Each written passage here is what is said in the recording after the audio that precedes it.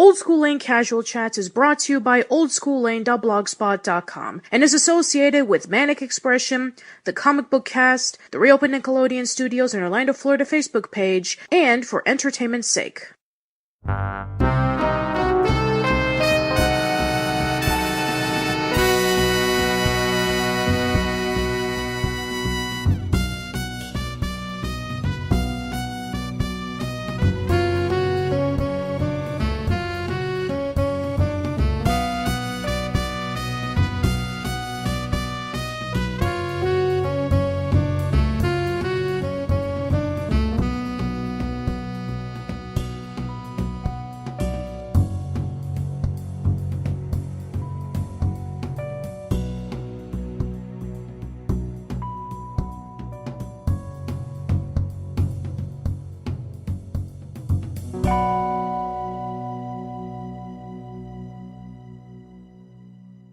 Everyone, welcome to a brand new episode of Casual Chats. I am Patricia and I'm here with a few special guests. For our returning guests, we have Rowdy the Reviewer, who has been in the Back to the Future podcast that we did a while back. So welcome back, Rowdy. Yo and hello. And other people who are joining us is we have that long-haired creepy guy who has joined us in a few games of Manic Expression Plays Cards Against Humanity, as well as the Back to the Future podcast. Welcome back, Creepy. Thank you. Hello, everyone. And we have Jock Relief is 77, who has joined us in the Home Alone franchise podcast back last Christmas. So welcome back. Great to be back. And finally, we have ourselves a new guest that I have been trying to get on for a very long time, but he has been so busy. You may know him online as Chibi Thulu, or you may know him as Ingunyama70. We have Kurt. So welcome, Kurt. Thank you.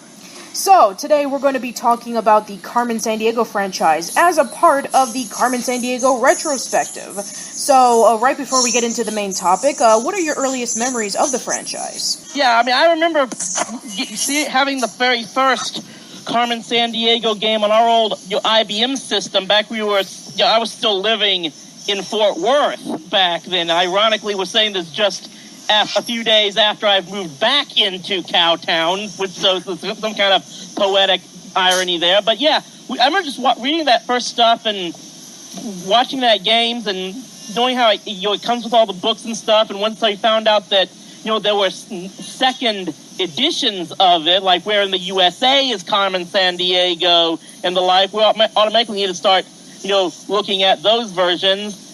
And then, of course, it evolved to, finding out that there was a game show and the animated series, which I wasn't that interested in. But, yeah, it was definitely, this was something that my sister and my family and I, we played on our home computers all the time.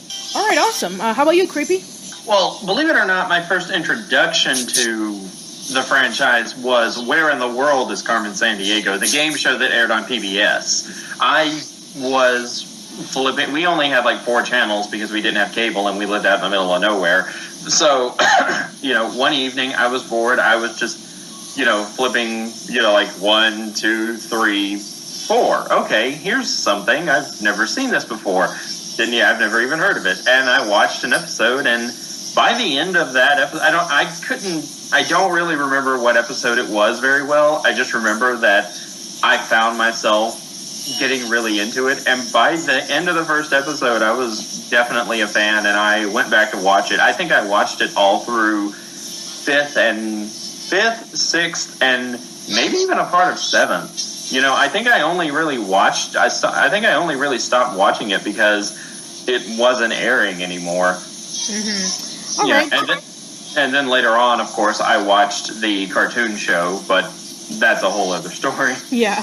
All right. How about you, Edwin?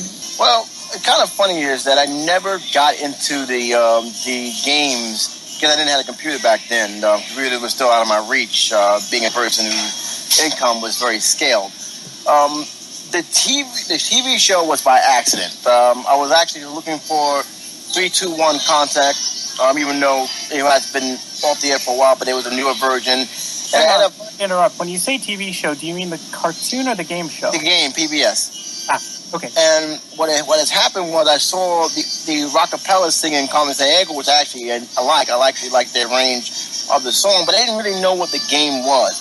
Only from word of mouth. And the first thing I think a lot of people who grew up, my teens and young children grew up in my era was she never got caught. Even though they got close, she never really got in court. So when I saw the game show, I kind of figured what they mean. And to be fair, I wasn't really that intrigued with the game show, but I stopped watching because there was a lady who actually played in All My Children. She passed away years ago. That got me actually keep watching. She was the chief of the game show, the chief of police. Oh, and you mean Lynn Thigpen? Yes, she was a fantastic actress. So I was kind of surprised she was actually on that show. So I was like, oh, okay, well, she's in it. It got to be cool. Yeah, I wasn't aware that she was in All My Children. I do know that I believe she co-starred in that movie Lean On Me, if I remember as well. I saw that movie like all the time in elementary school. They showed it in class a lot. So yeah, that was surprised me when I saw that she played both roles in that. Yes, and she played Noah's mother in All My Children. It was a very good. It was doing the golden age of All My Children. Yes, y'all soaps sue me, but. At that time, I was like, okay, she was a magnificent actress. She did stage work. She did films. You just mentioned one of them. So I was immediately into it because she was, to me, one of the good black actresses that I actually admired. So I was a little bit surprised she was in it, but I got into it, and I actually understood why people was like, she never really got caught. I think only 3 times she got caught during the whole entire run of the series. Now, maybe there's more because I didn't watch every episode, but I was actually engaged with it. It was more about, it was not more about, contestant winning prizes, but more about solving some stuff. It was an educational show, but it was actually well done. It wasn't until I got into the animated series. It had a great score. It had a great concept that I really got enthralled. And then I kept asking myself, as I saw the show, I said, this is not really going to be the only franchise that never got made into a movie, and it's 2016 going to 17, and I don't see that movie coming out yet. But to me, I've grown to appreciate this show a lot. Granted, it had too many sequels, but I've really grown to appreciate this show a lot. So if I got to say what got me into it, it has to be the PBS special. But it really was that word of mouth and that lady who really kept me stuck into the world of Carmen Sandiego. All right, awesome. And Kurt, how about you? 4th grade was my first year in public school, and with public school came public computers. And with public computers, if you were going to public school in the early to mid-90s, you had 2 options, Carmen Sandiego or the Oregon Trail. I did both religiously. But Carmen Sandiego was what really caught my attention, because it was just, there was something really interesting, even from just the games, about this mystery woman who was stealing, like, the smile of the Mona Lisa, the torch of the Statue of Liberty. Not the whole thing, just the torch. And then, like, I branched from there. Eventually, they got into the sequels, Where in the USA, Where in Time, and little me was just like, wow, how did she do this? And of course, when the game show came on, I was invested. I love the actress who played the chief. She was hilarious. There was a host, too, but I don't remember anything about him. Oh, you mean Greg? Greg Lee. Yeah, Greg Lee, yeah. That was his name the whole time? Yeah, that was his name the whole time. His name is Greg Lee. Honestly, I never pay attention to that host whatsoever. Me neither. But then the That's kind of sad. And the cartoon, like, I'm just now learning that some of my favorite voice talents were in that cartoon. 2 of my favorite voice actors of all time played the leads.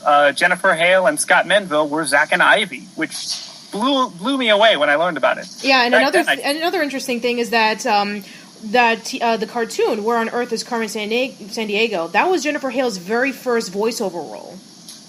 Really? Yeah, that was her first voiceover role in an animated series. She was good even then. Yes. But yeah, I was hooked to the whole franchise, and every time something Carmen-related new comes along, I'm still checking it out, like, just to see if it measures up. Mm-hmm. Well, I'm pretty much in the same boat as, like, Edwin, in which I first got introduced to the franchise by watching the game show. I remember when the game show first came out, and I would watch it all the time after school. And then afterwards, around, like, 4th grade, was when I took my first computer class. And, similar to what you were saying, Kurt, you only had a handful of games to play as soon as you were done learning how to type. You got Carmen Sandiego, you got Oregon Trail, there was others like Rita Rabbit and Midnight Rescue. I forgot all about Rita Rabbit. These titles scare me. They should. Anyway, so that's how I got introduced to the franchise, and then I would watch Where in the World all the time. Then I watched Where in Time, and then I would watch Where on Earth. I was basically just watching Carmen Sandiego all the time around the, mid to late 90s. And then, as time went on, I started rewatching it again, wanting to do this retrospective, and it just really got me appreciated more about the entire franchise, about how much they really wanted to teach kids about geography. What are your fondest memories of playing the games, whether it be the PC version or whether it be the very few times in which you got into consoles? Well, I guess, like I said, probably the most interesting thing was just, first off, I remember we had the original game. For the longest time, we didn't seem to locate where we kept our copy of the World Almanac that came with that game. So we had to go through a whole bunch of other books we had in our house, like our world atlases and stuff, to figure out where all of the thief characters were going and stuff. Then eventually, we found that copy and was able to use it to much greater lengths to help solve clues and whatnot. And then, I guess just the fact of learning what it took to finally get up to the final level. I think that's actually the original Where in the World game. That was the only game we actually played to completion, so to speak, as far as being able to actually get to the last case and catch Carmen herself. That's probably my greatest memory. And I'm kind of disappointed now that I never got to that level, and at least the Where in the USA version. Where in Time was so much longer that I didn't think we ever got to that as well. But that was finally getting to that, completing those final cases in the original Where in the World game, which probably didn't have probably was the best graphics of all of them, but was still a monumental occasion for myself. Mm-hmm. How about you, Creepy? I'm kind of embarrassed to admit this, but believe it or not, the games were something that I just kind of missed because, well, as it's already been stated, I too did not have a computer. I didn't have access to one. I went to a small school. It didn't have a lot of funding. And this was back in the 80s and 90s where, computers in school they happened, you had them in really big schools that got a lot of money. You didn't have them in small podunk schools out in the middle of nowhere. So, and we didn't have one at home either, so I just didn't have access to a lot of computer games, and this was one of the things I missed out on.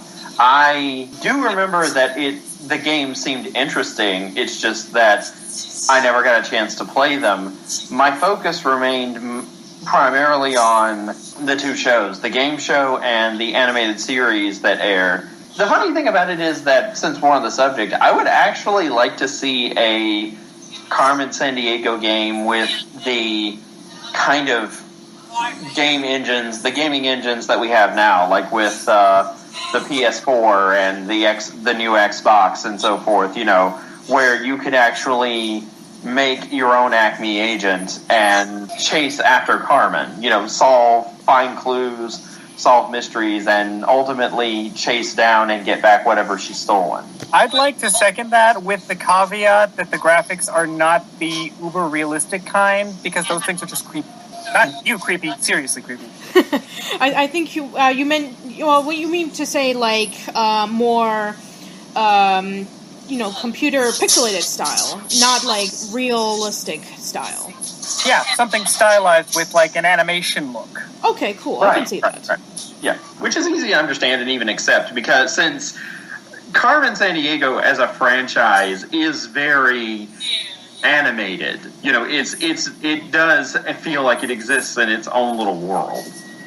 Yeah, it definitely does, because, how often do you hear in the news, somebody stole the Great Wall of China? Coming up, Eartha Brute stole the Loch Ness Monster. More news at 11. Is it wrong that I actually want to hear these headlines? Yeah, definitely a lot more of the headlines that we're hearing now.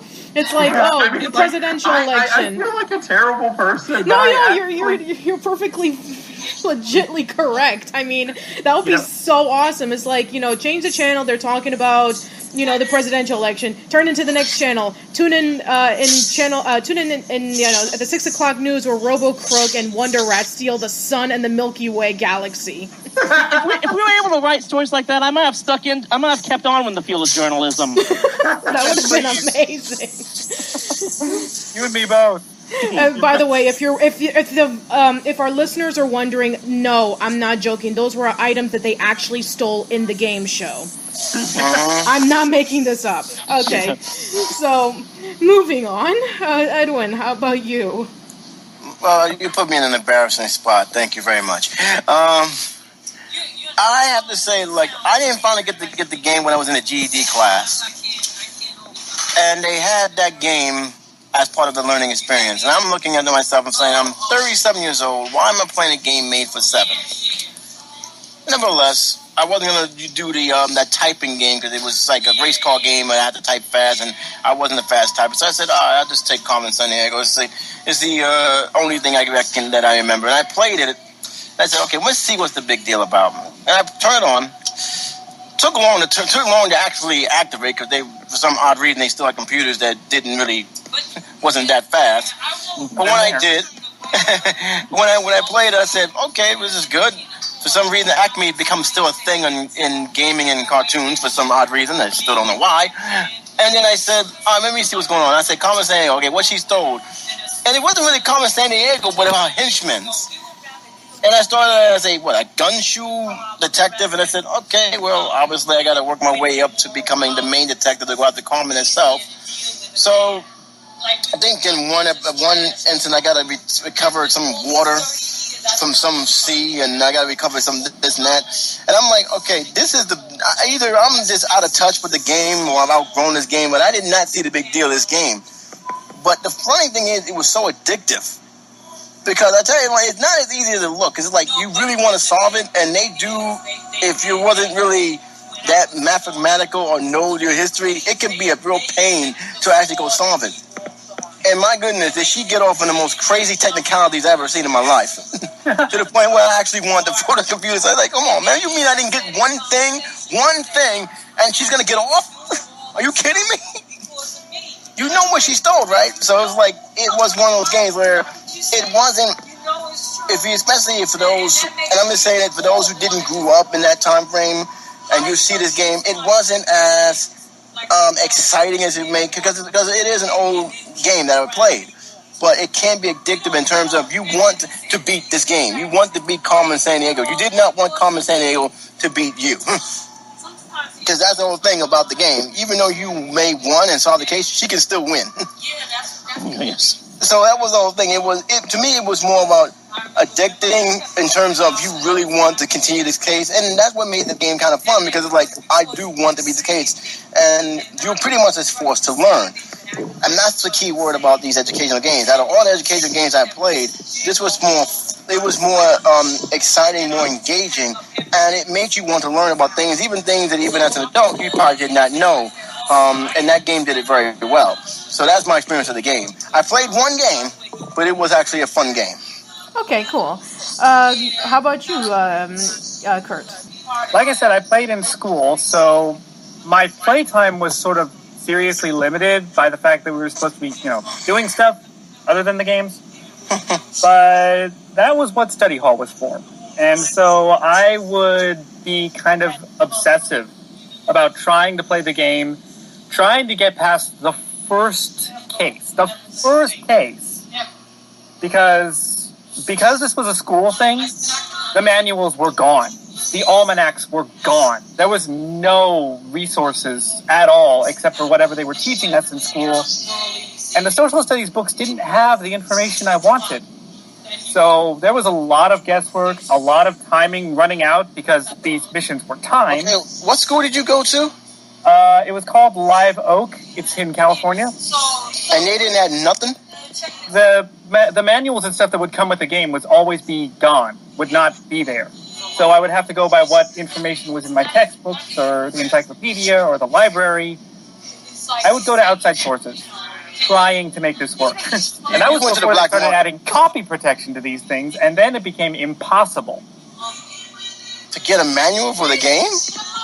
If you didn't have the manual for the game, you would have it if you had your own copy. But the school copies were public copies, and they didn't mass produce the manuals or anything. Wow, I just learned something new.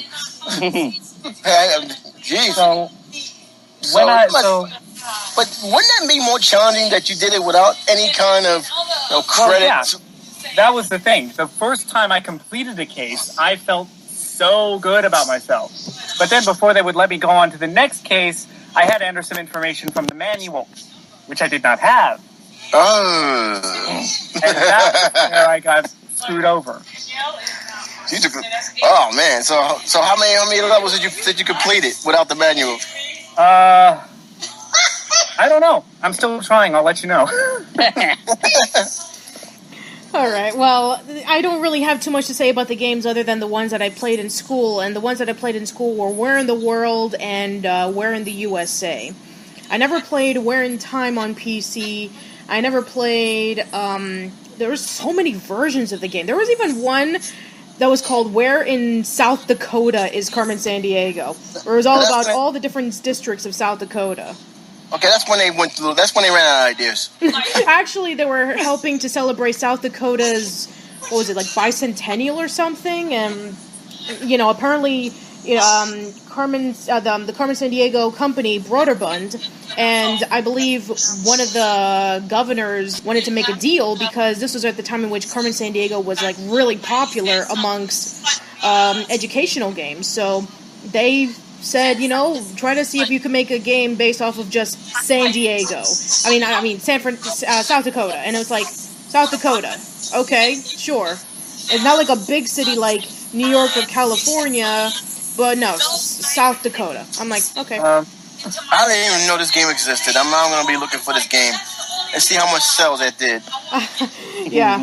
Anyway, so I got nothing really much to say for me about the games. So let's talk about the game shows. Let's start off with Where in the World. So, Rowdy, please. Before we begin, Pat, you said game shows. Are you telling me there was another one? Yes, there are two. Time. Yeah, Where in Time. There are 2 game shows for Carmen Sandiego. Oh, really? Yes. How long did the time last? That only lasted for a year. I guess nobody heard about it either. Well, we'll talk about that later, trust me. Okay, so Where in the World? So, Rowdy, please, say your stories. Probably the biggest memory I'll have of that is always when, you know that when you get to the end of that game, because the first objective of every game was one of the 3, kid contestants was to complete the mission of catching, one of Carmen's operatives who actually committed the big crime of the episode. But after that, they get the opportunity to try to hunt down Carmen herself. It was always done on that huge map on the studio. And I'm going to tell you this. Mainly is because I was a huge geography buff myself in that time. So there were a lot of times where I just found myself just having to watch in awe at these kids not being able to solve that puzzle. There's 2 in particular that I remember, because there was one time where they had to hunt her down in Africa, and for what it's worth, that was always the toughest one for them to do, because there's a lot of countries in Africa that even I didn't know that much.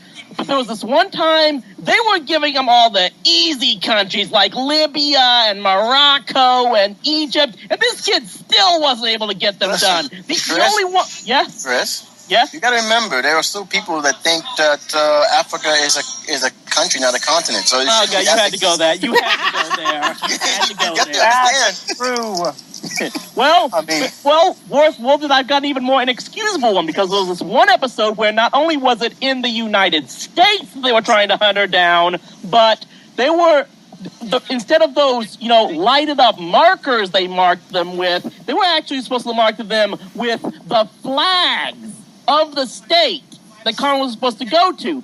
So they go up the very first flag. I am not kidding you on this. The very first flag this kid had to take and match it up with, not only match it up with the state, but Greg was giving them clues toward which state and city it was. It was the flag of Texas. And as a native of that state, I am just looking at this kid saying, when he said, it's named for a famous general, it's the Lone Star State, Carmen went to Houston, Texas, and that kid still didn't get it right. Where did he go? Do you remember where he went? I don't remember what state that he put down himself, but I was thinking, look, the minute Yes, now you're about to explode on this. I'm just letting you know right now. Believe me, I know I have a loud voice about this, but I was thinking, if I had been that kid there, I mean, I would have been halfway to that state before Greg even started talking, because I knew where that state was. It's funny because almost a few months ago, Greg and I were actually talking about where he used to give clues away to the kids, and it would slow down the gameplay. Like, especially if it was a country and the kid didn't know anything about it, the time just went by so quickly. And I think it was, the producers were saying, we need to just say that Carmen went to this country or this state. And, that pretty much happened. And, a lot of the early seasons were really frustrating, especially since, the whole purpose of why Carmen Sandiego was made into a game show in the first place was because 7 out of 10 kids couldn't even point out Russia in the map.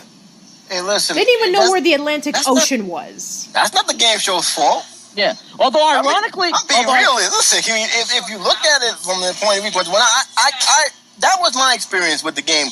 That's why I actually liked the game. When I said, there's a lot of kids. I'm not alone when it comes to my history, to my turning my geography and maps. And it reflected really more the problem of the schooling that we was getting, because they didn't teach any of that kind of stuff. Did we actually do anybody really know the 50 states flags? All 50 of them? I might have been able to get them, but like I said, that was my thing back then. I was huge on flags and geography and everything as a kid, but that was just me personally. Ironically, I think Asia was the one continent that the kids succeeded in catching Carmen in the most. But that might have been partially due to the fact that the time limit was bumped up to 60 seconds for that instead of 45. Yeah, they did have that around season 3, in which they would put in more time for the Asian flag, the Asian map. It's funny because when you look at these kids and you look at all the timers that all the flags they had to put in, as well as all the markers, you have to think about that. They are putting not only, it was like the year 1991, so not only did they have no internet so they can be able to study, but they also had to do it while the map was upside down in their perspective. That's got to be really difficult to do. Fair enough. Yeah, it's fair. Well, here's the thing about this, about what you say they was trying to give more of an advantage to the kids, and I think that was the whole thing. I think that in reality, I don't think the producers behind the show really wanted to embarrass the kids on national television. That was the whole thing. Because it is not an easy thing to do. We can all sit there and say, how could they mess it up? But the reality is, you have a studio audience, plus you have people watching you on TV. That's a lot of pressure for an educational show for a kid to be put under. So I can kind of understand why they did what they did. Again, it was not as easy as it seems. And, we may look back and say, how could they got it wrong? But at the same time, you all talking about 7, 8, 9-year-olds competing in a game show. I will say this to the point. Two other things I probably remember about the original game show more than anything else was, one, I did also really enjoy Lynn Thigpen's portrayal as the chief of Acme. And in fact, now that I think about it, I probably could have put her on my old list of greatest snarky characters in television for that. And the other thing, I thought she was one of the best parts of the whole game show. Oh yeah, absolutely. Yes. And then let's get this out of the way. I think we all remember that theme song. Probably wasn't just anything. Yeah, I was going to go there myself. Yeah. Well, she sneaks around the world. Are they still together? Actually, sort of. You see, the main guy who headed Rockapella, basically 4 out of the 5 members of Rockapella basically split off, and now they're a different group, while one of the members of Rockapella gathered up a whole bunch of new guys, and they're doing a new version of Rockapella, and they're still performing, both of them, and they both performed the theme song. Okay. That was a great that was something original. They did a tremendously good job. It's one of the few songs I actually went to bother to learn all the lyrics to, and then forgot.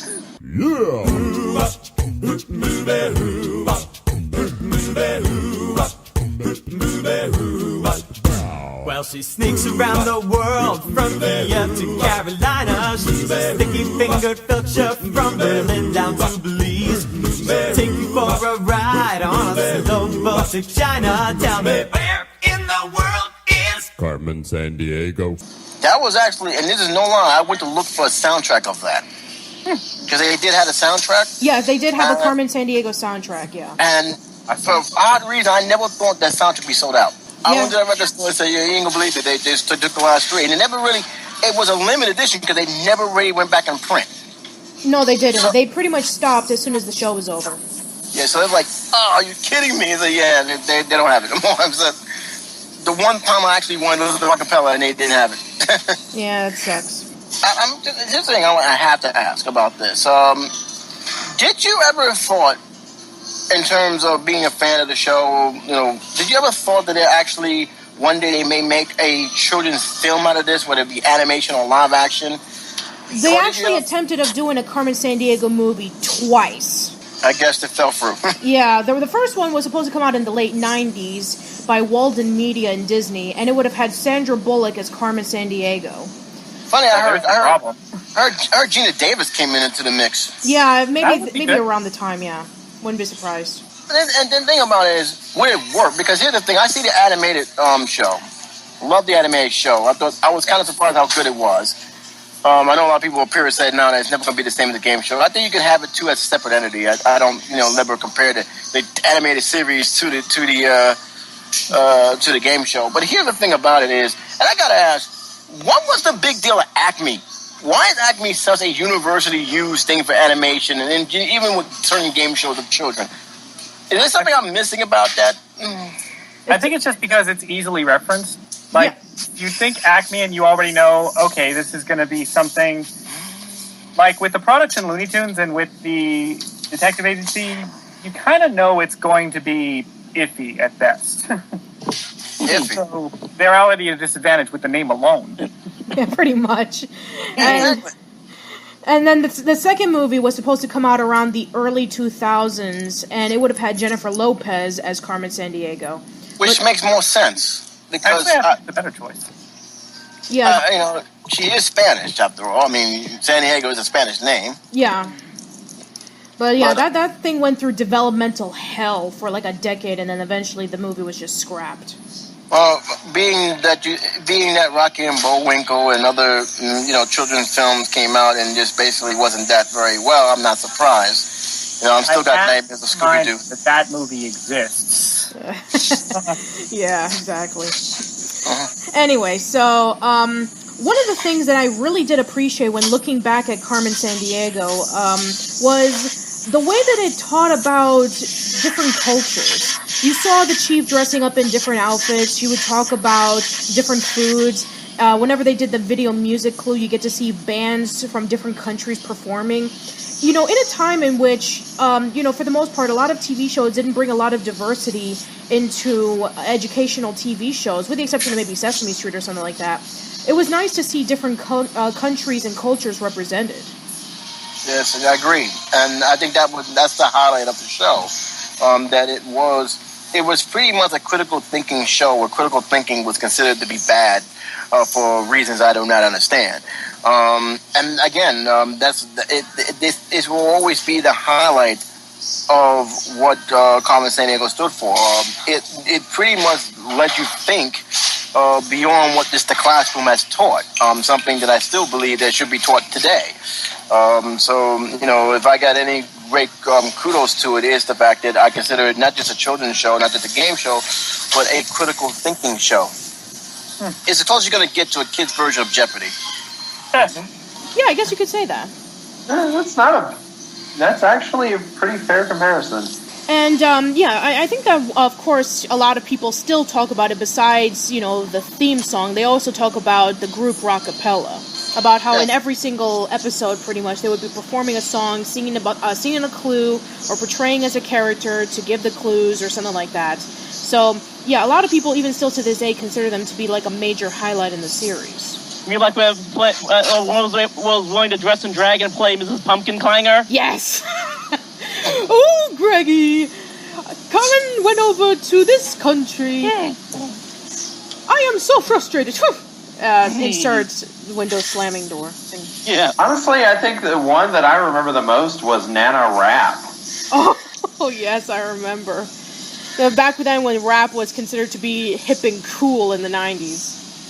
There were so many rap singers when looking back on the show. I mean, there was one particular rap group that they sung all the time, and it's the same beat. Every single rap song that they would sing was pretty much in rhythm to the same tune. I mean, it was the 90s, of course. There was a lot of rappers who came into the show.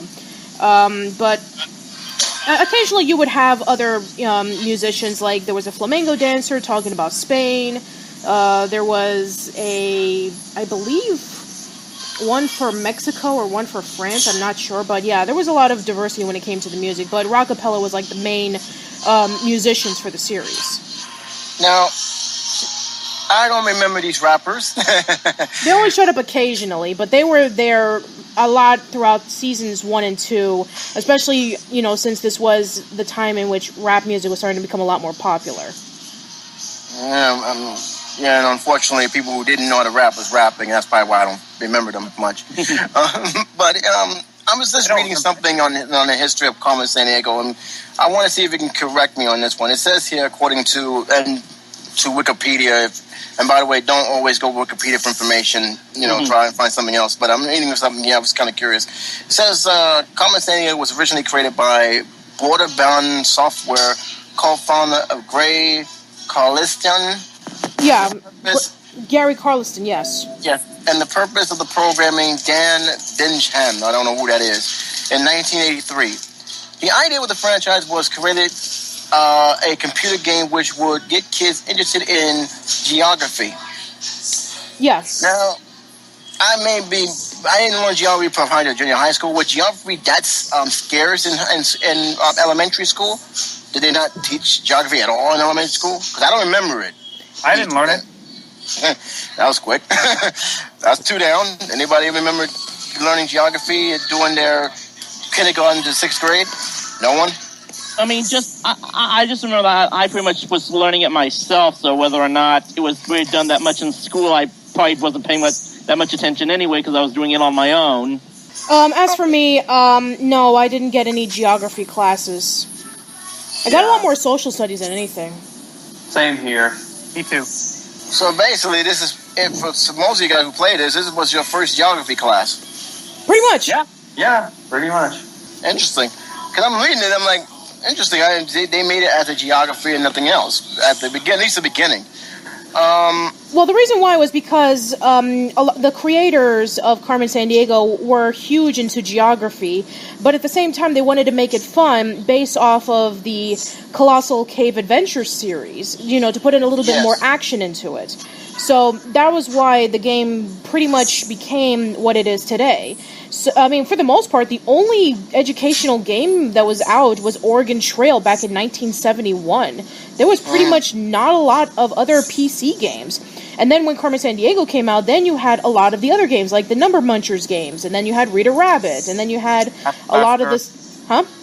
Math Blaster, and then eventually, as time went on, Humongous Entertainment did their Freddy Fish and their Putt-Putt games, and a whole bunch of others. Yes, exactly. So, yeah, Carmen Sandiego and Oregon Trail were like the spark of educational games for the PC. Okay. It says here the company was supposed to be responsible for 2 other major popular games before they abandoned it altogether. World's Detective, Math Detective, The Gate Chase Through Time. Yeah, those are all Carmen Sandiego games. It's funny they didn't mention it. Say Carmen Sandiego just said these 3. Here's the funny thing about it.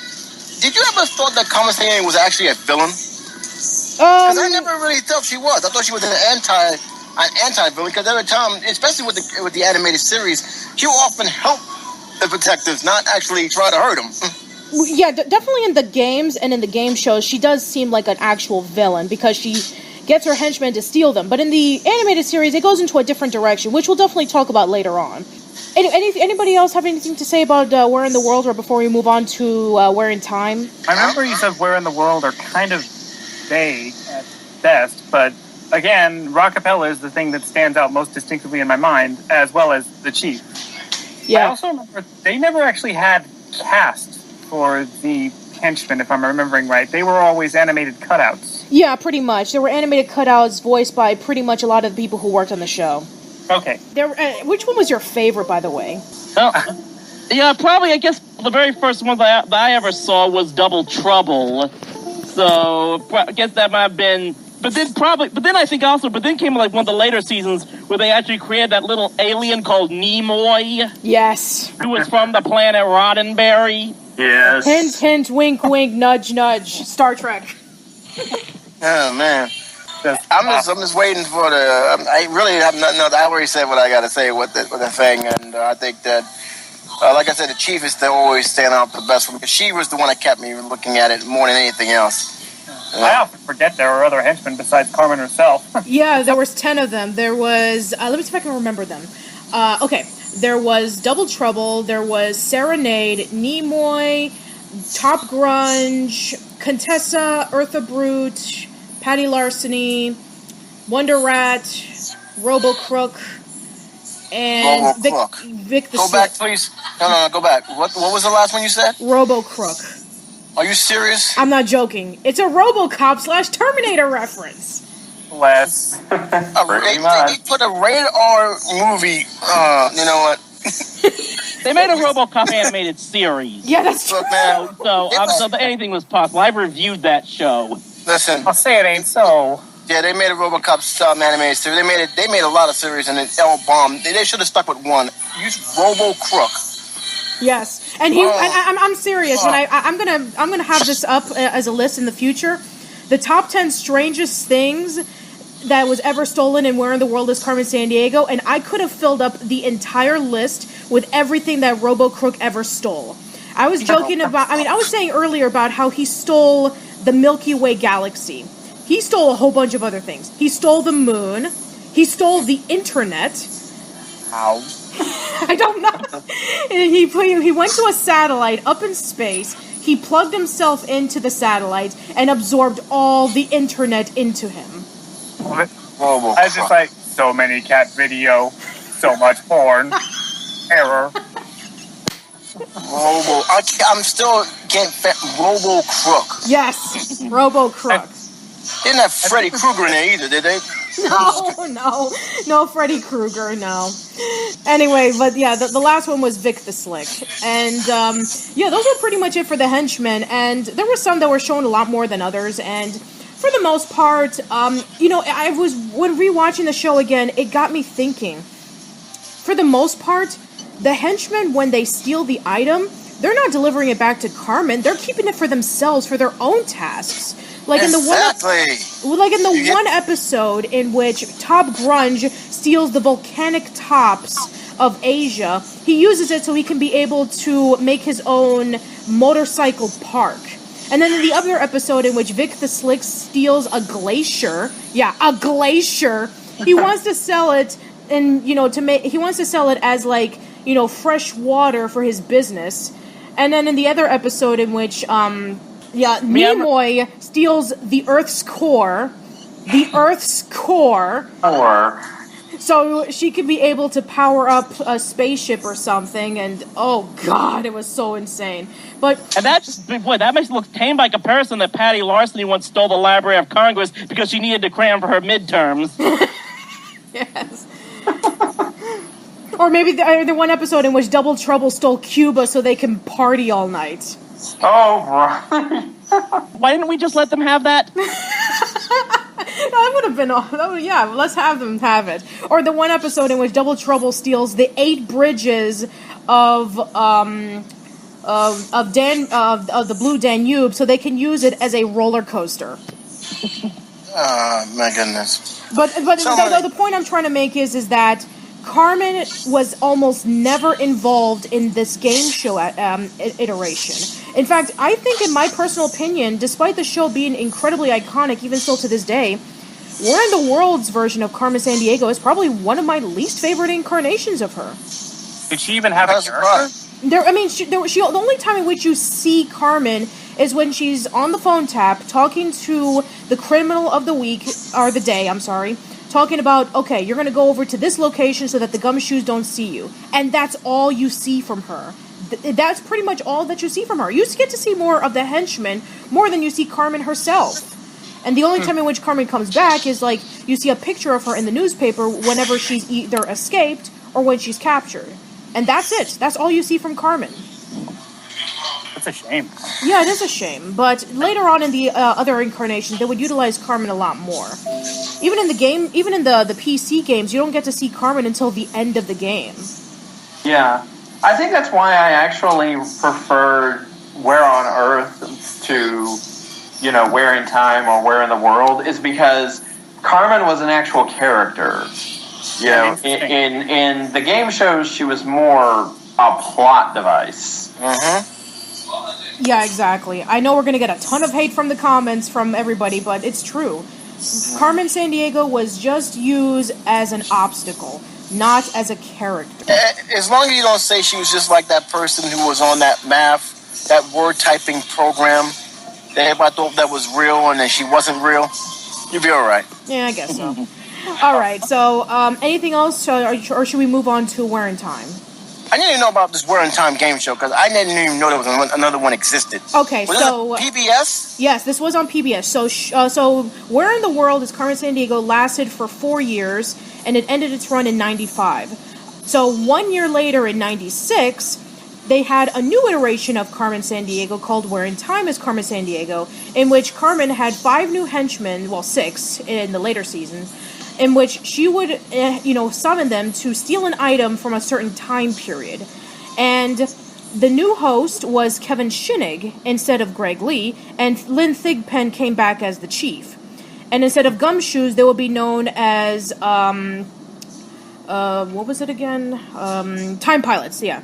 They were known as Time Pilots, and they did pretty much the same thing as Where in the World. You know, they would answer questions so they can be able to find out where in time the henchman was. And then they would continue to travel forward in time until they reach a certain time period where the object is. And then they would have a huge obstacle where they would capture both the henchmen and capture Carmen.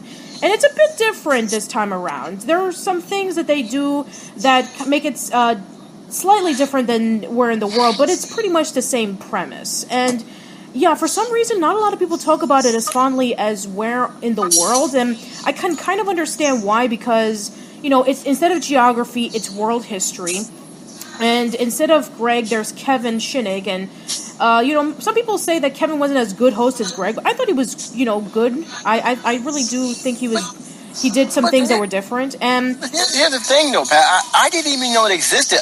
I honestly, when you first said that, I'm like, We're in Time. Yeah. I only know one game show, so I think it's more about, did anybody even knew this game was on the air other than pretty much probably the faithfuls? I don't remember any advertising for it except for like tiny blurbs, and I didn't see any of it at all because I never remembered what slot it would be in. So they did market this well.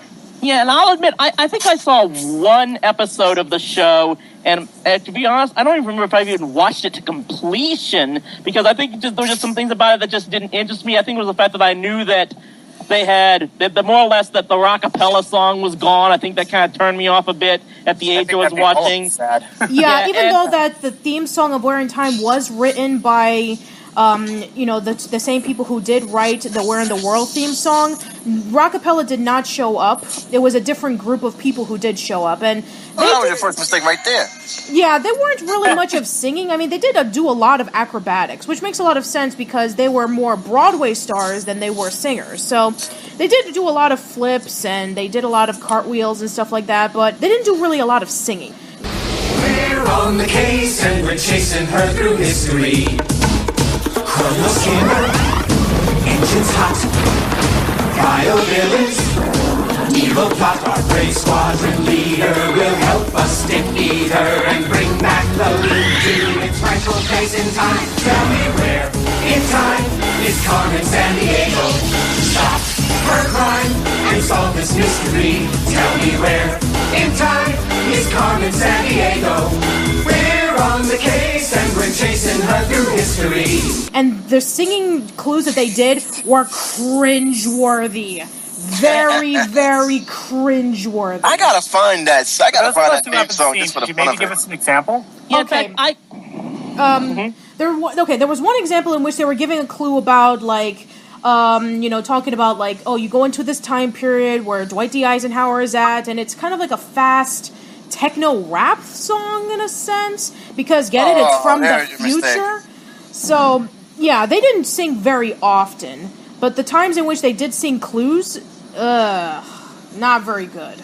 I mean, in fact, I even forgot I didn't even know until you just pointed it out, but I forgot that Greg Lee had been replaced as the host of that show, and thinking back, that may have been another thing that might have turned me off to it, and there's a reason for that, and I'm actually going to get into it when we start talking about the animated series. But I think the ironic thing is that the Where in Time computer game, that might have been my second most favorite game behind the original Where in the World, because I was also a big history buff as well as geography. So it's looking back, it is kind of strange that when they made the Where in Time into a game show, didn't draw my interest as much as the original did.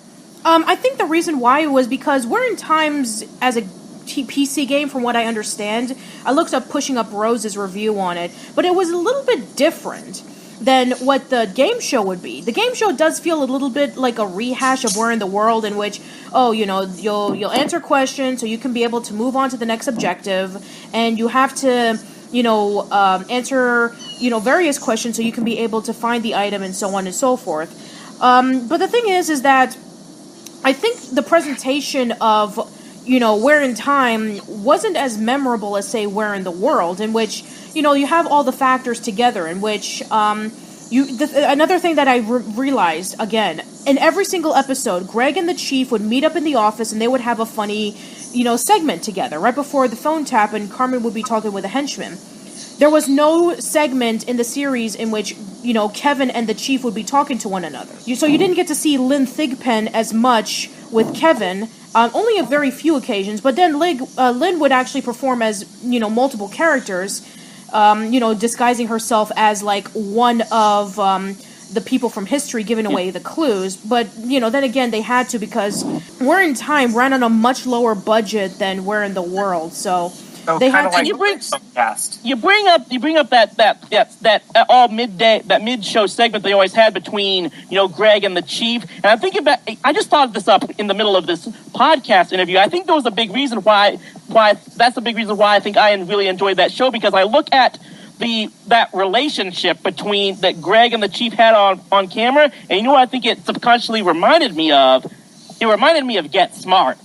It was pretty much almost the same relationship that the Chief of Control and Maxwell Smart had. I think that's probably why it just why it drew to me personally. So yeah, if they didn't have that between the Chief and the new host in Where in Time, that took out a really entertaining part of the show. Yeah, and if you remember one of my problems, 1,000 fanfickers were rushing to their computers right now. I do remember that one of my problems with Where in Time was that it just wasn't as funny. I was okay with the time travel plot. The time travel plot did not bother me. In fact, I actually felt like it was a logical, linear step. First they're globetrotting, now they're time traveling. But it just, it wasn't as funny and it wasn't as entertaining. It definitely felt less like what it used to be, and more like actually sitting in class, if that makes sense. Because no, absolutely, I think that's what I was getting to. You took out stuff like that, sarcastic, adversarial relationship that the Chief and the host Greg had. That kind of took away some of the entertainment value of it. And I missed that. I really did. I wanted that back.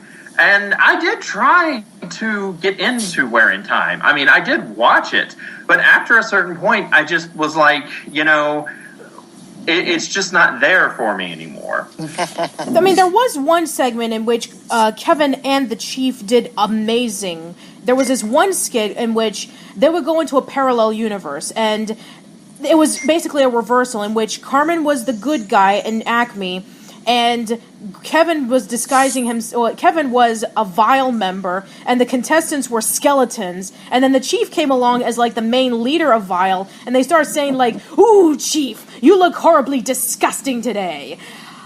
You look amazing." And then the Chief would be like, "Oh, yes, and you are very repulsive yourself." And then they would do this maniacal laugh, like, and stuff like that.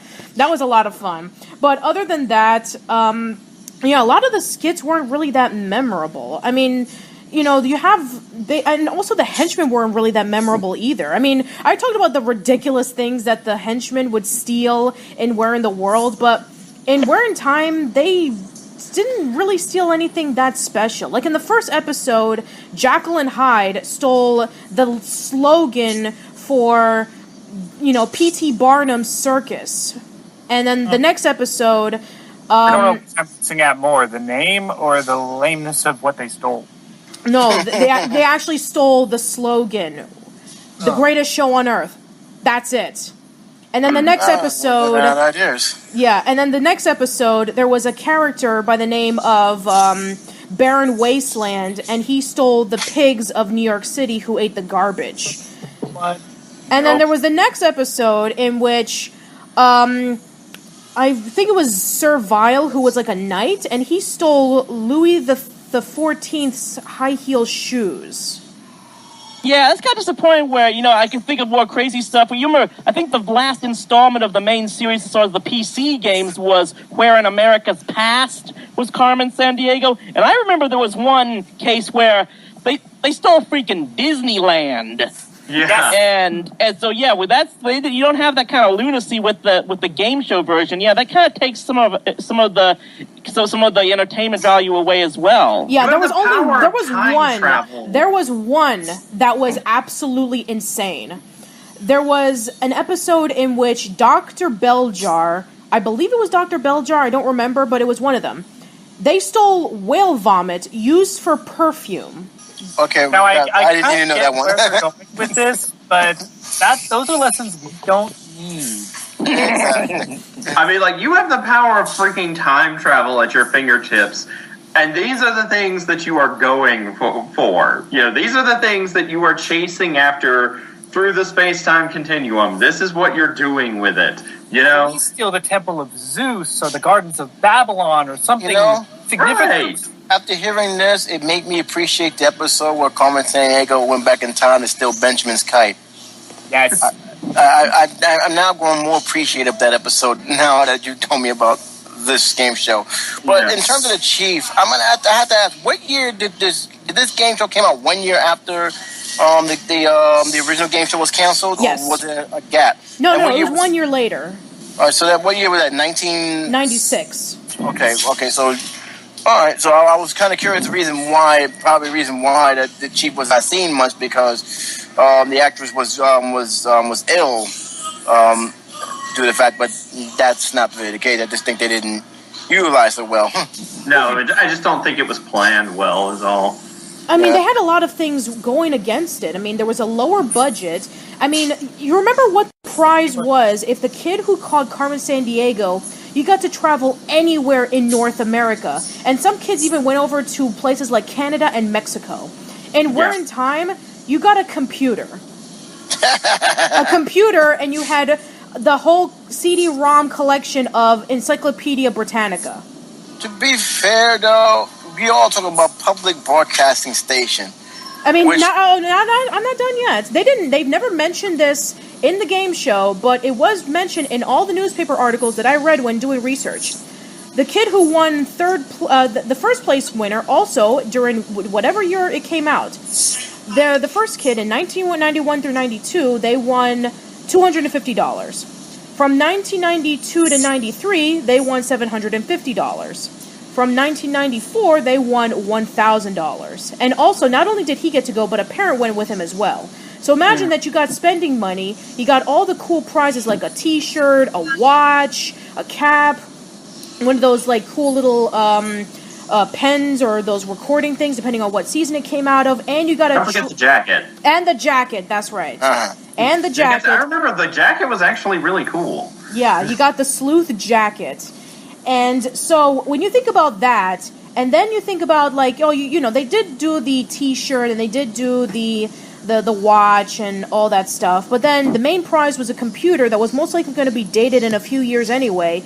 And then the complete collection of Encyclopedia Britannica so you can continue studying American history. So it's like... yeah, see, that was the mistake. Britannica was going out of style at that point. So yeah, it was already no.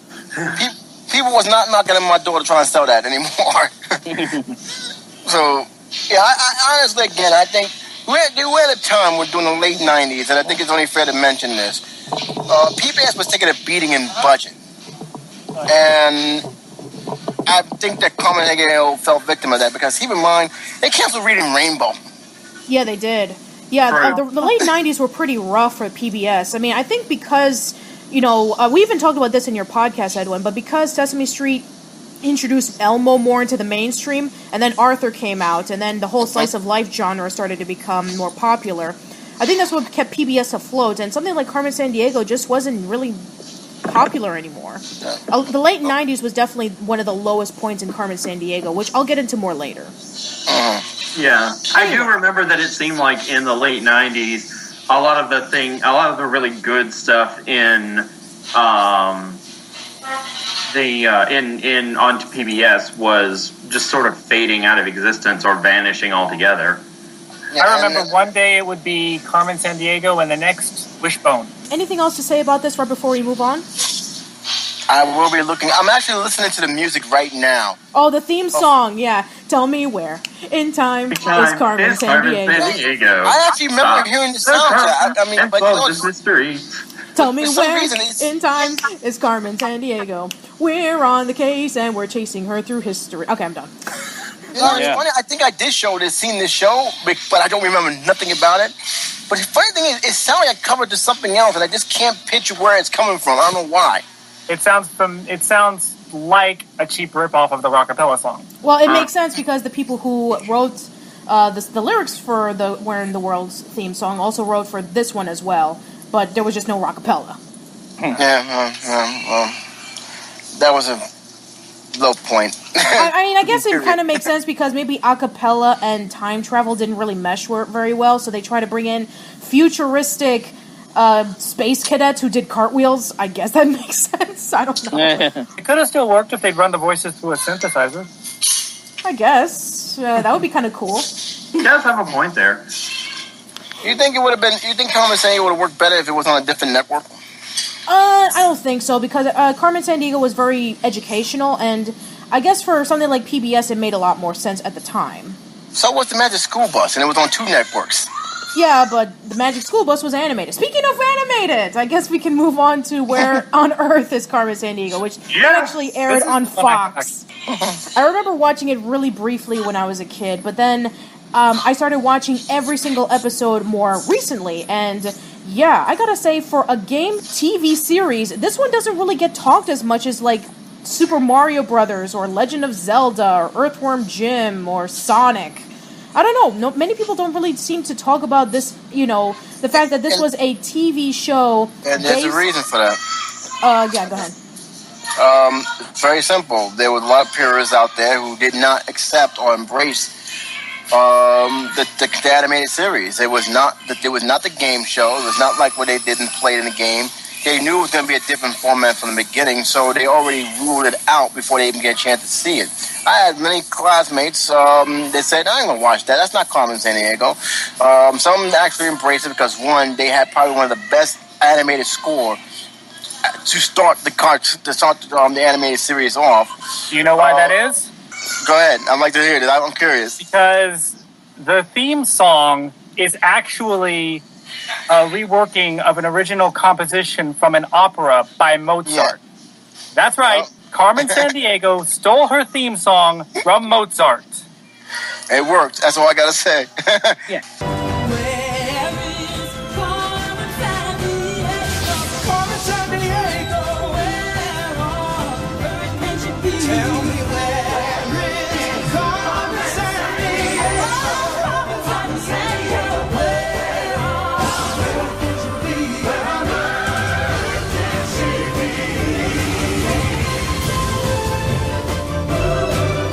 I don't don't know if it was that year or the year following. Fox was getting out of the cartoon business. Right before they were dealing into anime with Digimon. So it was like, okay, we're not going to be dealing with some stuff anymore. And you can tell they was filtering out a lot of cartoons back then. Some survived for different networks. But in terms of comedy's in that middle. But I think people appreciate it a lot more as they seen it and seen the episodes. But it was like that time where people just would not accept this anime show. I mean, wait a minute, you got an anime show, it looks stupid, you got, like, it doesn't make any sense. I'll step in and say it from one perspective, someone who really did love the game show. When I found out that there was going to be an animated series, I told myself, you know what, I'm going to give this a try. I'm going to see how it looks. And there were some things about it that I did kind of like, and I definitely like the fact that they made Carmen into more of a character that had more of a role in the show. But I'll say this, the one thing that really turned me off about it was what they did with the cheat. I mean, that was the fact that they had almost like the Max cheat. Headroom. Yeah, the fact that the chief in the game show was basically a female African American version of Ed Platt's character from Get Smart, and now they've turned him into Max Headroom. They've turned it into a jive talking computer program. That just kind of turned me off about it. Yeah, it's basically, since it was voiced by Roger Bumpus, looking back on it, it sounds like Squidward trying to do a Robin Williams impression. Yes. Well, what kept me going with that, because I do agree 100%, that they really, like, Wally, you want people to take this show serious and embrace it, and the first thing you do is you put a Max Headroom-like character as their chief. It's already tough enough to convince that these are teenagers trying to find Carmen Sandiego. But what kept me with it was the fact that Carmen was a more dynamic character in there. She had a lot more, she was pretty much more hands-on than hands-off. My favorite episode was, again, the one she went back in time to try to steal Franklin's kite, which almost resulted in her being stranded in time because there's no electricity, there's no technology to follow after that. There was a grand finale. People don't remember that. You do know they catch her at the end. Yeah, it's funny because, looking back on the original animated series, there were so many instances in which they were so close to capturing Carmen. Like, there was one episode in which there was a thief that was trying to steal all the items that Carmen was trying to steal as well, but she was always, like, 2 steps away ahead of her. And Carmen wanted to find out, okay, who is this mysterious thief? And so, the thief was so smart into planning out a trap of not only stealing the item that Carmen wanted to steal, but they captured Carmen and locked her up into the truck to be taken away by the police. And it turned out the thief was actually Ivy in disguise. Yeah. I remember that now. And that was so amazing. That was like a remarkable twist because all the other episodes were just massively disappointed because they were so close to capturing Carmen, but then Carmen always thought one step ahead of either using her jetpack or using her motorcycle or using her jet plane to get away. And that depends on who you're rooting for. Like, in this show, this was the first time I remember seriously rooting for Carmen. Me too. I mean, there was a few episodes that I really did get a bigger appreciation. Like the one episode in which Carmen meets up with her old protege, and this was a protege that worked under Acme at the time that she was in Acme as well, and he was old and he was tired and he was traditionally Japanese, and they were trying to find Carmen, and she was stealing an item that she used to steal. Retrieve back in the day. Like, these were items that she used to retrieve back from the evil henchmen who stole them, and now she's stealing them for herself, kind of like for nostalgic reasons. And so, there was one instance in which she sees the protege, she returns the items back to its original place, and then she escapes. And then there was another episode in which this was probably the chief at his finest. There was one episode in which Carmen was trying to steal something up in a mountain, and then there was an avalanche that pretty much buried her jet plane. And everybody thought that Carmen Sandiego was dead. And the chief was really sad about it. This was a time in which, I taught, Carmen everything that she knew and whatever. And, this was a time in which you saw the chief really sad, and you kind of sympathize with the guy. And you kind of feel sad for Carmen as well.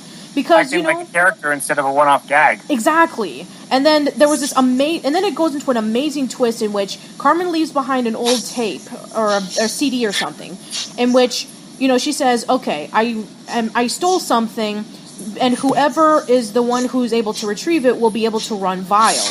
And you have Ivy and Zach, who were the ones who basically got the item, and then they found out that Carmen was alive, and then she's like, bravo, looks like if I ever have to go in the future, if I'm ever captured, looks like you're going to be running Vile. And it's like, oh man, that's so crazy. They're just as smart and cunning as Carmen is. That's why I like them. I mean, this was my favorite incarnation of Carmen, and this is my favorite version of the franchise. I paid attention to it more than I did the game show because it felt really like they were making an effort, which is more than I can say for a lot of shows. Yeah, the reason why was because every single episode had to be approved by Broderbund Studios. I mean Broderbund Company, Software, I'm sorry. Broderbund Software had to read every single script to see if it would be approved that it was both educational and entertaining for the kids. So they actually did put a lot of care into saying, okay, if you're going to make an animated series based off of our games, you have to make sure that it is up to our standards. And that's why the show worked, because not only did the people balance off action with education, but it was approved by the actual company themselves. You can't say that about Mario, Zelda, or Sonic. So basically, Fox had no room for error. They basically kept Fox on a leash. Pretty much, yeah. That's interesting. Because I didn't think that they had that a game producer had that much power on a naked giant like Fox like that. But what do I know? Carmen herself was their leverage. I mean, if not for the fact that Carmen Sandiego had already gotten big, they probably wouldn't have been able to exert this kind of pull against the people who did things like Spider-Man and the X-Men. Yeah. Yeah, that's the thing that really surprised me, because I'm like, they still had the rights then. They must have the collective rights and the rights to do all the other things. They just license it out to the studio to do it. Because that's the only way I can see them actually doing that, because like I said, most of the time when Fox does something, they have to have the rights to do it, and nobody can really tell them how to do it. That's pretty much what I'm always known about Fox, even Disney to an extent. Yeah, definitely. Anyway, when looking back on the original series, I kind of noticed something. Two of the Acme agents that were like one-off characters that you only see them like occasionally, one of them looks like Quanti from Captain Planet, and the other one looks like Linka. I remember them. Well, at least I remember the Linka one. Yeah, and the reason why was because it was done by the same animation studio, Deke Entertainment.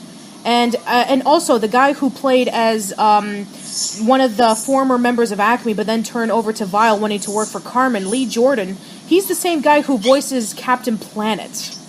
Oh, wow. You just have to remind me of that show. Sorry. They're making a movie of this show, and you have to remind me of that show. I am so sorry. They were making a movie. Yes, unfortunately. There's a big issue that I have with this series, is that in the first season, it is so monotonous. It is the same thing over and over again. But then when season 2, 3, and 4 kick in, that's when they did the two-parters. That was when they mixed in a little bit of wear and time by going to time traveling. And that was when they started introducing more of the memorable characters. Like, hands down, the best henchman / villain that was ever introduced in the series was Dr. Maelstrom. He was a guy who pretty much stole a lot of boats and sailing boats. And he was stealing the wreckage of the Titanic. And he was voiced by Tim Curry. Of course. I love that guy. Why not? You are a thief, Carmen, and you are trying to steal my freedom. I did that a little too well, didn't I? Yes. He'll be proud of you. But other than that, I mean, the show did play like a PC game, because every single episode that would start up, you see the kid talking to Carmen in the computer, making it look like almost a precursor to a Let's Play channel. Yeah. And they always switch to kids in every season. There was one season in which, there was a regular kid, he was a boy, and there was another one where it was a girl, and then they had another boy, and they would talk they would type on the computer saying, like, I'm going to catch you, Carmen. It's like, you're not going to catch me, player. I'm always one step ahead of you, or something like that. So it did kind of showcase that, yes, this is a PC game. And that's why Zach and Ivy are able to go to multiple places very quickly. They can go from Antarctica over to Switzerland in, 3 seconds because it's a PC game. C5. Yeah. So basically, if it was a PC game, you wouldn't have had that problem with Alias. No, you wouldn't, exactly. Yeah, pretty much. But yeah, for the most part, the series finale, which... I think it was definitely one of the most touching, because it actually showcases an episode in which Carmen is trying to find out if an item that she tried to steal from a rich, powerful man over in San Francisco was actually her long-lost father. And the very brief memories that she had, and it was shown in the series, in which there was an orphanage that she used to grow up in San Francisco. And she, was in a Girl Scout group, and then eventually she found Acme, and it was basically her family. And then the rich man, he would have, discussions about, you cannot be my daughter will never grow up to be a villain like you, and stuff like that. And it kind of made you feel sympathetic for Carmen, because she wants to know if this guy really is her father, and she even tries to do good, and then she was captured by Lee Jordan, the guy who formerly worked for Acme, but now is his own guy, and he tries to steal a whole bunch of items that Carmen would, have a limit to not stealing. It's like, in this incarnation, Carmen has a limit. It's like, I don't steal these items to become rich. I have my own personal vendettas, but I don't do it for this reason. And that's actually pretty interesting, because in the game show, she would just basically steal items for whatever reason, but this one, there's a little bit of heart in it, and I thought this was actually really cool to see. There would always be interesting reasons for her to steal the stuff she was stealing in the cartoon. And, she herself was interesting. She had scruples and morals. That's why I ended up rooting for her almost more than the kids, even though I didn't like them. Remember in that one episode in which... they go over to the orphanage, when they didn't know at the time that this was the orphanage that Carmen grew up in, and she steals the entire orphanage, flies away in her helicopter, and then just goes away. And then she was like, I'm just taking a piece of, part of me away, and you just and they just let her go, and it's like, it's really touching, The place was condemned, wasn't it? Yeah, it was condemned, but... That's why. Yeah, the place was condemned, and they found a picture of Carmen, a brief picture, a crumbled up picture of Carmen when she was living in the orphanage. So, yeah, I think there was a clue of where Carmen was located, but yeah, she basically took the entire orphanage away via helicopter. But the point is that not only was this my favorite incarnation of Carmen that I saw in the games, in the game shows, but with the animated series, you do feel for the character. And I think, having Rita Moreno from West Side Story and the Electric Company playing as Carmen didn't, hurt either. She was amazing. I loved her tones that she used. Yeah, she was amazing. And I think she did win an Emmy for playing as Carmen, so I know that she won an award for playing Carmen, but I don't remember which one, but I do know that even still to this day, I think that, Rita still liked playing as Carmen. I think she said that it was one of her favorite roles or something. So, out of all the animated series that are based off of video games, this one doesn't really get talked as much, and I think it should, because there's a lot of really cool things about it. It does get a little bit redundant after a while, but, when you have a show that's focused on education, as opposed to, crazy zaniness like the Sonic the Hedgehog cartoon, you kind of take it for what it is, and for the things that they were able to pull off, it's really impressive. This is one of the few pieces of Carmen Sandiego media that I actually own. Oh, you own the entire series on DVD? Yeah, the animated series. Oh, Same cool. here. Interesting. I'm looking at this picture of the new version that you mentioned to me earlier of... oh, you mean the mobile Carmen. game, yeah. And I'm like, okay, I don't have a problem upgrading. I'm just looking at it saying, she looks more not like Carmen Sandiego in the picture. Maybe it's just me. Maybe it's me being old-fashioned. But That black vest. Yeah, it's not my favorite look. The new iPhone version of where Carmen Sandiego Returns. Yeah, it's not my favorite look either. But this is the story that I was going to lead up to later on. But when I mentioned earlier that Carmen Sandiego was at a low point around the late 90s, the reason why was because Broderbund Software was going out of business and they were almost bankrupt. So they sold Carmen Sandiego off to the Learning Company, and ever since then, almost every single game version of Carmen Sandiego that was released by them had mixed to negative reviews. There was even one that they released on the GameCube that didn't do very well. So this was when Carmen Sandiego kind of went into a very low point. Well, here's the thing about that. You had people who didn't really understand what made Carmen Sandiego famous in the first place, and they said, I can make a better game. Let's change this, let's change that. And they seem to miss the point that there's a reason why fans love the Carmen Sandiego brand to begin with. And by you tinkering or messing around, there's a possibility you're taking away what gave Carmen Sandiego its her identity. This is an old story. We've heard it before several times. So, that's the whole thing. And like I said, I didn't know the company went out of business. But it wouldn't surprise me when a new company try to take over and try to put their stamp on something that really they shouldn't be putting their stamp on in the first place. But that's the ego will always intervene, and there are always people who think they can do better than the other company did. Yeah, and it's a shame too, because I know they're trying to be similar to what the old PC games were. Like Carmen Sandiego Returns, similar to the old PC games, you only have like 24 hours in order for you to find Carmen in a location, and then you get to gather clues. But the problem is that it feels incredibly hollow. It doesn't have any of the, the style that Carmen Sandiego in the earlier run had. And, it's very by the books. And I get what they're trying to do. They're trying to release Carmen Sandiego for a new generation, and it's on the iPhone, and it was for the 30th anniversary of the franchise. But as a Carmen Sandiego fan, it just felt really disappointing. And also, the villain names were, the henchmen names, I'm sorry. They were so uninteresting, and their backstories were so boring and bland. I'm going to read off a few of them, by the way. Let's see. The first one, his name is Hugh Dunnett. And Say it again? Hugh Dunnett. Get it? You Dunnett? Hugh Dunnett? Yeah. No, okay. Okay, here's another one. That's strike one. Go ahead. Okay. Mia Crook. Mia Crook. Fail. Next one. Cliffhanger. Anyway, let me read another one.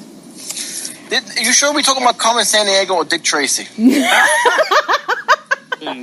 Okay, here's another one. Anita, get in shape. One more time. Anita, get in shape. So that one's fat.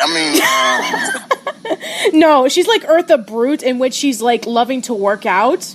So, yeah. Basically basically Eartha Brute 2.0. Oh, come on. Was someone listening into Bart Simpson's Conversations to Mo Sizlak when they came up with these names? I don't know. Okay. Next one. I have okay, here's another one. Traitor. Again, this is that Bugs Bunny with parody. Yeah. This is where they're starting to cause me physical pain. I'm just waiting for you to say Hammerhead or Mumbles or Brown or Dice Man or something. Okay, I got one more. Emma Rebel. Emma Rebel. Okay, that's Barney Rebel. Let's go. Okay, next one. I have Defy Gravity. It didn't even try. Okay. It didn't try that one. And here's my all-time favorite. Belly Laugh. Oh. Yeah, and those were the henchmen for the new Carmen Sandiego mobile game for the iPhones and all that stuff. I'm just gonna ask a question. They got the old school. You got to start off as gumshoe, then detective. Yes, they do have that. Yes, they do have those. And you start off as a gumshoe. You start building up points. You get coins. So you can be able to get some things. So they do have that. But what I was trying to say is that... You only mentioned only a couple of villains. That means it's not a long game. Yeah, I mean, it's similar to like in the very first Carmen Sandiego, in which the most part there weren't really a lot of henchmen. But the point I was trying to make is that it doesn't have a lot of the style that the original series had, in which you remember the original series, you remember all the crazy things that they stole, you remember the music that would be playing, you remember Carmen herself, but I think that for the most part, when Broderbund lost, their company and then had to sell it off to the Learning Company, a lot of the style that Carmen had was pretty much gone at that point, and that's why I feel that the franchise just never felt the same again, and it pretty much went dormant for a few years until the mobile game came out. The sad thing is, I have an idea for who I think would make the perfect Carmen game. Telltale Games, right? Well, that's one option. I was thinking of Tim Schafer from Double Fine. Ooh, that would be really nice. Or maybe Way Forward. They do really good games as well. I just feel like Schafer has that sense of the absurd that would really fit Carmen's MO well. Ooh, that's a really good idea when I think about it. Like, put in Carmen Sandiego with a little tiny mix of Grim Fandango and Psychonauts. Yes, exactly. That would be amazing now that I think about it. But now that Tim Schafer's working on Psychonauts 2, who knows, What? maybe... I did not know this. You did not know this. There was a Kickstarter for Tim Schafer to see if they can actually do Psychonauts 2. It got I'm so funded. glad nobody can see my face right now. My eyes just got those Steven Universe stars in them. Yeah, they're going to do Psychonauts 2. Richard Horvitz is coming back as Raz, so yes, it's going to be awesome. Okay, so while I let Kurt fangasm for a minute, do you have anything else to say about the franchise? If, by some miracle, like maybe through a Kickstarter program or whatnot, they were actually able to create, nowadays, a Carmen Sandiego movie, who do you have in the lead role? Ooh, boy. Let's see. I mean, I think the only person... I mean, if I was Hollywood, and if I had to choose a really famous Spanish actress, I mean, I think they would go with Zoe Saldana. But if I wanted to choose somebody to play as Carmen, oh man, I mean, which actress would be fitting the role? I have no idea, to be quite honest. Well, I have an idea, and I think Vicky might agree with me. I feel like she might be a little bit older than she was before, but she still has the style and panache to carry it off. I think Catherine Zeta-Jones would be an excellent choice. Interesting. That would be one of my first. My second would be Penelope Cruz. Penelope Cruz? Okay. Yes. Interesting. I actually have to say to play the chief, kind of strange. I actually would love to see Jacob P. Smith. Does anyone else remember who Alfred Woodard is? No. Who's that? Do you remember First Contact, the Star Trek movie? Yes. She was the human civilian on board the Enterprise. Oh yeah, I remember that. She has a lot of things in common with the old chief, including the sass, the snark, and I don't got time for this. Yeah, I definitely would not mind seeing her. Do you know, surprisingly, to play one of the Gunshoes, if you're going to go with an older actor, I wouldn't mind seeing Joseph Gordon-Levitt in that role.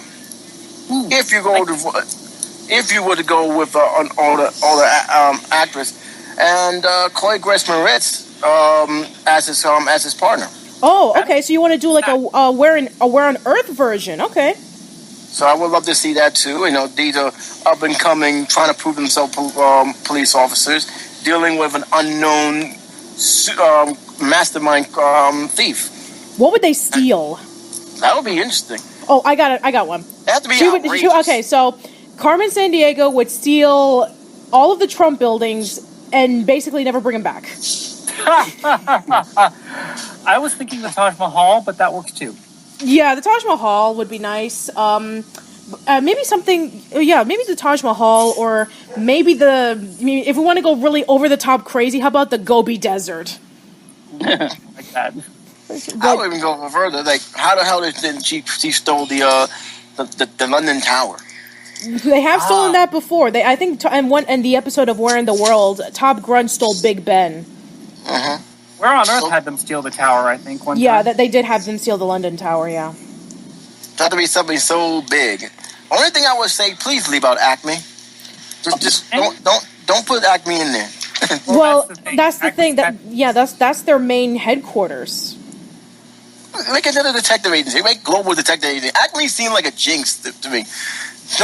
When you hear Acme, you see Y Cody messing up every time they use a gadget. Yeah. That was the one thing always bothered me. Acme is universally used, so much change it around a little bit, at least. We got Acme Acres. I'm good with that.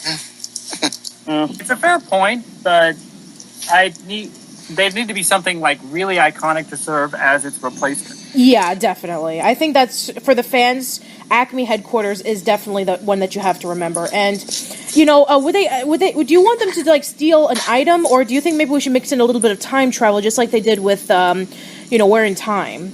That'd be for the sequel. Yeah, that would be the post credit. It would be for the post credit. Maybe the way that Carmen would find a way to get a time machine to use it so she can be able to, steal items. It would be so awesome if Carmen would steal the TARDIS from Doctor Who, use it to steal a whole bunch of items, affect history. Oh man, I mean, it makes so much sense. Carmen Sandiego Doctor Who crossover. I wouldn't go any further than that. What if you ever read the book The Great Time Machine? Yeah. What if that they recovered everything she stole except that one item, and it turns out to be something that nobody thought existed, but she knew it existed and she knew where it was hidden. And it happens to be that time machine that everybody thought didn't exist. Like the one from H.G. Wells books, or the Great Time Machine. I'm not talking about the movie that came out a few years ago. I'm talking about the actual novelization version. Yeah, it was based off of a book that came out a few years before the movie did. Basically, I read the ending. The ending was stunning. And like he went back in time, never came back. I got to Anyway, so yeah, I think that for the most part, when it comes to Carmen Sandiego, there's a reason why still a lot of people remember it, because Carmen Sandiego is one of those iconic characters that you can understand a lot of things about her, but at the same time, you kind of want to catch her because she's the one stealing all these items from all over the world or in time or whatever.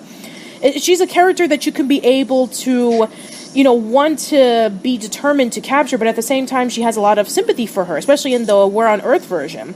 Yeah, and you have to keep her a character.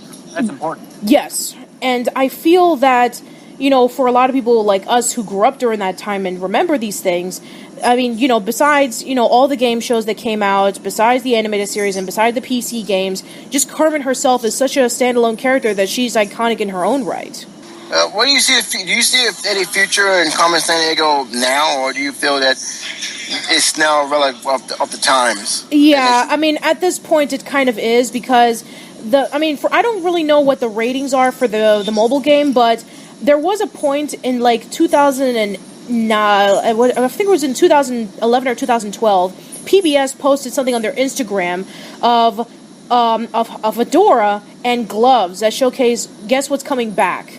And it turned out everybody was so excited. It's like, oh, is Carmen Sandiego going to come back? No, we're just actually going to, I think we're going to do like reruns or something for like one time or whatever. And it gotten so many people disappointed. And yeah, I mean, as of right now, there has been no new announcements for any upcoming games, not even for the mobile or whatever. No PC games, no video games, no new incarnations of anything on TV. So, yeah, I think, like you were saying, Edwin, I think, besides the mobile game that came out in 2015, it's pretty much a relic of the past, which is a shame, really, because I think we need something like Carmen. Here's what the receptionist said. Much of the discussion about Carmen Sandiego Return was in a new release that harkens back to the first game in the franchise 30-year history. The Telegraph praised the game educational content and stellar graphics, noting it has all the things 90 kids love about the original characters. I want you to keep that note, it's 90s kids. According to Geek Dad, the game brings the their music and the sound have cool. I can't read this word to save my life. I'll spell it to you. Because to be quite honest, it's crap. The music in Carmen Sandiego Returns is not memorable, And like I said before, the game of Carmen Sandiego Returns, it is true that they do bring in the original formula of the PC games, but it doesn't have any of the heart and the style. It just feels like, they do know what the core of the gameplay is, but they don't have what made it so memorable for everybody who grew up with this franchise like we did. They don't have anything fun in it. There's no. Well, they got 2 out of 5, so that's one. And a lot of other major stuff say that it's just nostalgic and nothing more. That's pretty much it. Yeah, I mean, it's nostalgic gameplay wise, but for anything else, it's uninspired. I mean, I already read to you what the henchmen's names were. I mean, don't do it again, please. I don't need to hear it again. We beg. So yeah, do you have anything else to say about it right before we go? I know what we just discussed and the idea that Carmen is a thing of the past, but I feel like as long as there are people who remember it fondly, who think back on it, and would like to see more, there is still a chance that it could come back. Whether it'll come back in a good way or in another crappy mobile game way is up to, the creators, but I don't think we've seen the last of this, forever. No, I don't think so either. I have one other thing I'd like to add in regards to something that was asked earlier. I realize the actress is, like a lot of the others that were mentioned earlier, is a little old to play the part, but at the same time looks very good for her age.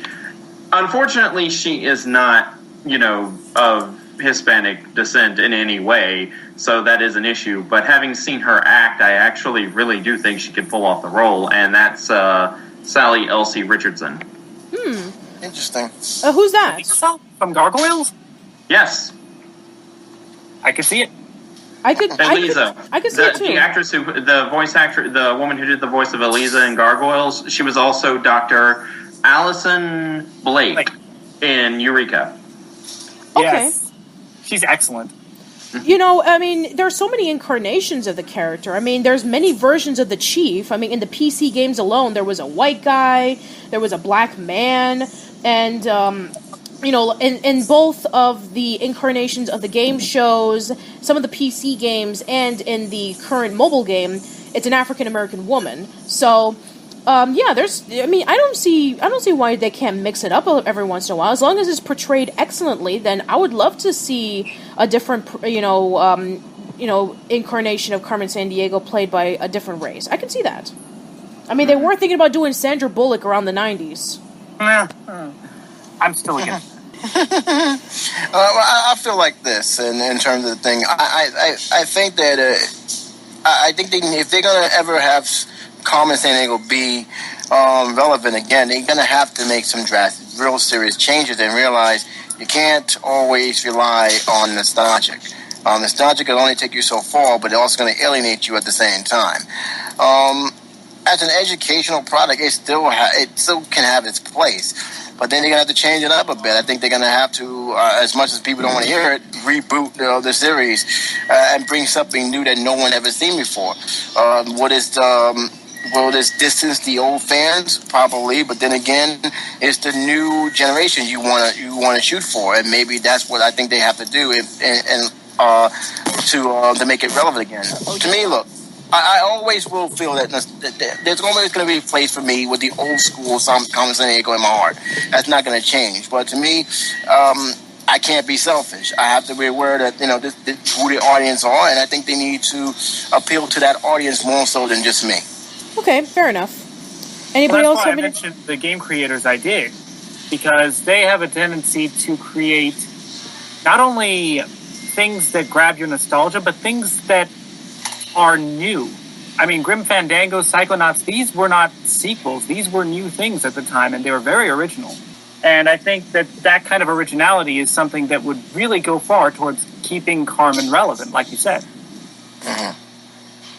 So, that's pretty much it for me, but like I said, 30 years, nobody can complain. It's been around 30 years, so hey,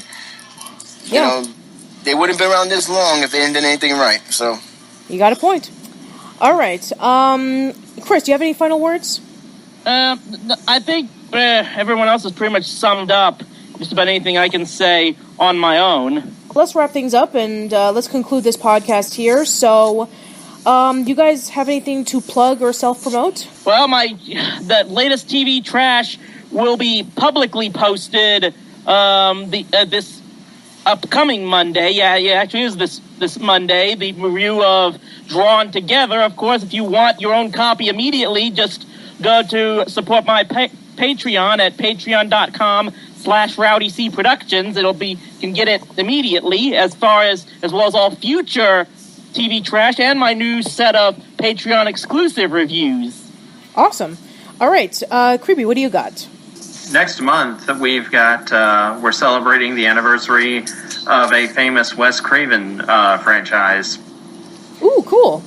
Mm-hmm. Edwin, what do you got? Well, not much, except that I will be doing another Entertainment Roundup episode this weekend, as well as a special What's News regarding voters' rights. How some laws are being passed across the country, disenfranchising a lot of voters unjustly, and whether or not it should be an amendment to make sure that this doesn't continue to happen down the road. Okay, great. And how about you, Kurt? Well, Creepy just sent me the script for the next Gem retrospective, so... Yay! Chippy suffer! Hooray! Okay, and as for me, hopefully I can find enough time to finish off this retrospective, and since October is approaching, I will be dedicating some time to celebrating Hey Arnold's 20th anniversary. So, yes. Yeah, I'm sure there's some other things that are going to be coming up, but right now they're still kind of up in the air. So yeah, that is it for this episode of Casual Chat. So, guys, thank you so much for coming on by. Mm-hmm. Thank you for having us. And if you guys have any fond memories of Carmen Sandiego, whether it be the PC games, the game shows, or the animated series, please leave us a comment down below and let us know about it. So that is it for this episode. Hope to see you around soon, and thanks for listening.